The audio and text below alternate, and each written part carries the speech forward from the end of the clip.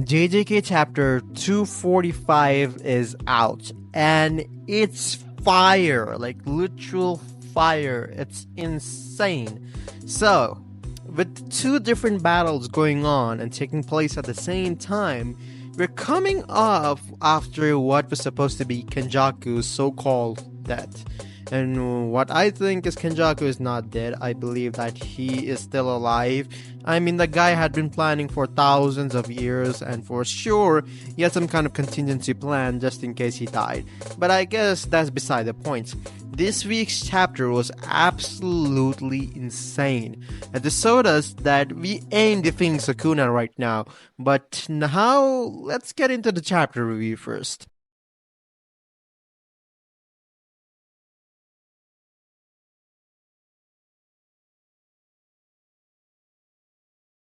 So okay, the chapter starts with Urome grumbling that he got separated from Sukuna and attacks Hikari by an attack named Frost Calm by freezing Hikari's right arm, and then the narrative goes on to say Frost Calm is the true essence of ice formation, which adds extra frozen cursed energy onto the target.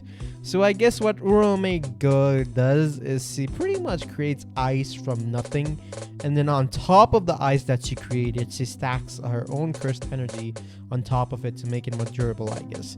Again, these are just Fran's translation. When the actual chapter comes out, you'll be more clear on her technique. But after freezing Hikari's arm, Urome goes for a punch and breaks the ice. That meaning he completely separates Hikari's right arm with his body. But Hikari, who did get hit, or who hit Jackpot the last time, healed his arms instantly and grabs her by the face and slams Urome to the ground while she prepares another attack.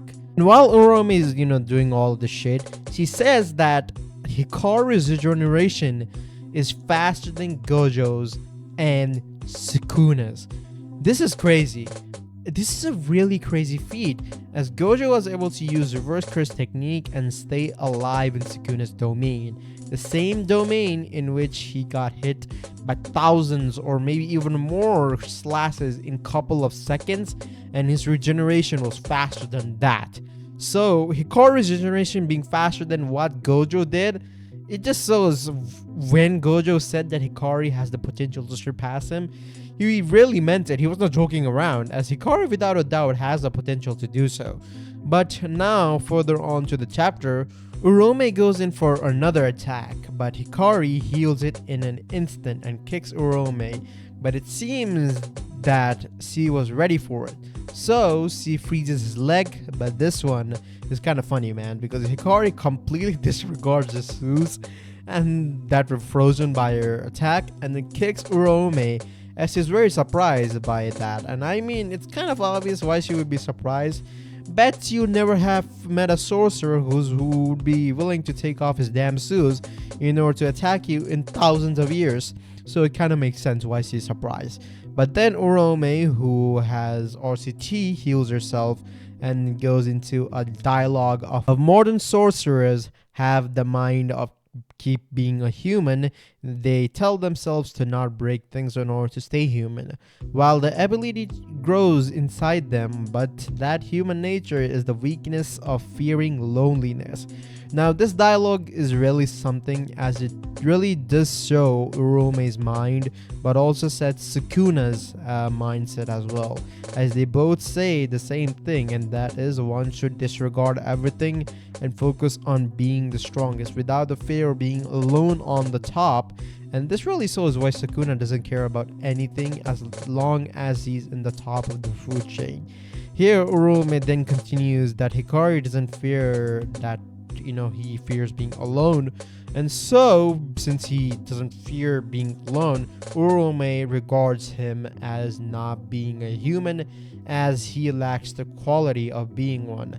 As Hikari replies to by saying that he heard Yuta say something similar in the past, but he does what he wants, as he challenges Urome, telling her that he's getting fired up and to get him freezing.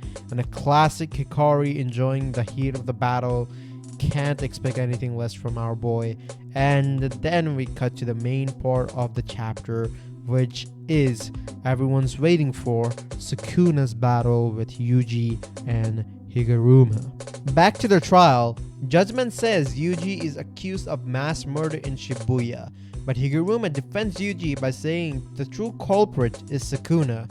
Higuruma then says that from his previous trial from Yuji, the judgment knows the fact that Sukuna was inside Yuji. So he says as long as Sukuna doesn't give the excuse of having some kind of mental illness or being mentally disabled, they should be fine. And as Higuruma is speaking, Sukuna tells him to hurry up as he already knows the rules of the inside of his domain because, well, he was inside Yuji when Higuruma used it on Yuji, and tells Higuruma the only thing that he's interested is in the sword, nothing more and nothing less. And man, this line in particular was called, "I don't care where or what I did, it just ended already." Boy oh boy, talking about having absolutely no fear, Sukuna literally said, "Bro, I killed thousands of people, so what? What are we gonna do about it?" That's literally what that man said. That's crazy shit talking, man. And then the judge, hearing that, obviously gets mad and sentences Sukuna with a death penalty and a confiscation. And while that happens, this motherfucker Sukuna is grinning, bro. Like, what the hell? The judge literally said that you're sentenced to death and you are grinning. This motherfucker is the first man to ever get a death sentence and grin like that. That is exactly what he wanted. Like, I bet on your ass, Sukuna wanted this. He wanted this the entire time. Then obviously Higuruma gets the executioner sword, right? That was kind of obvious. As soon as Higuruma's domains opens up into, Kusakabe too joins the battle. But this is really surprising to me because Kusakabe, for the most part, tries to ditch out of most huge battles, right? He's really calm, cool, and collected, and he's like, "Bro, I don't want to die, I'll get out of here." But today it looks like Kusakabe did join the battle with Sukuna. Sort of proud of him, but again, it's kind of surprising. But Higuruma suddenly gets a flashback of someone saying, "Do you want to die, Higuruma?" This is so interesting to me because first major red flags for Higuruma, not only a flashback but also the person in the flashback saying whether he wants to die or not. Nah, man, that's like a major death warning moving on. The chance that Higuruma and the team thought they had was superficial, as the first ones to notice this were Sukuna and Higuruma, and this will become more clear, but what is trying to say is Sukuna can't use the 10 Shadows technique anymore because he returned back to his hero form. And since that is the case, Sukuna has only one curse technique left, and that is his shrine abilities. Meaning right now, the judgment confiscated Sukuna's shrine abilities, and with Higuruma having the executioner sword, he should have a certain win condition, is what Gege made us think and what Higuruma thought. But Gege, being Gege, had to add some kind of twist, as Higuruma's confiscation applied to Sukuna's cursed tool but not his cursed technique. And this is really interesting, as the judgment, I think, thought of Sukuna's curse tool as his curse technique of its own. I bet Sukuna planned this shit. Otherwise, no way in hell that motherfucker would stay this calm. And not only that, Sukuna clearly stated that he was interested in Higuruma's sword.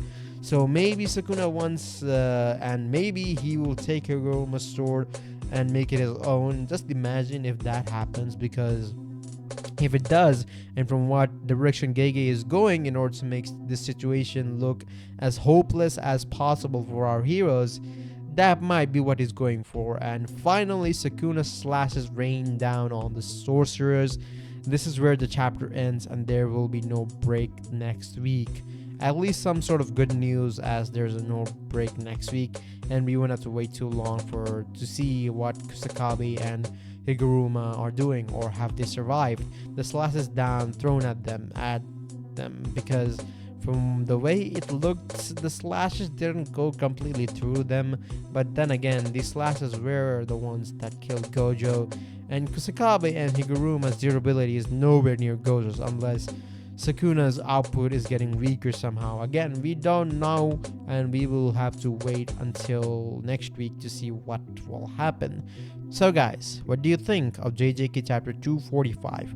What do you think will happen? Comment down below on your thoughts and theories on JJK chapter 245, and maybe if you want to theorize something about 246, I'll be more than happy to read it and even make a video on it if you guys have some crazy theories hanging on, right? So yeah, and how our heroes can beat Sukuna and whatnot. But the way it looks right now, it's completely hopeless. But until then, I'll see you guys in the next one. Peace.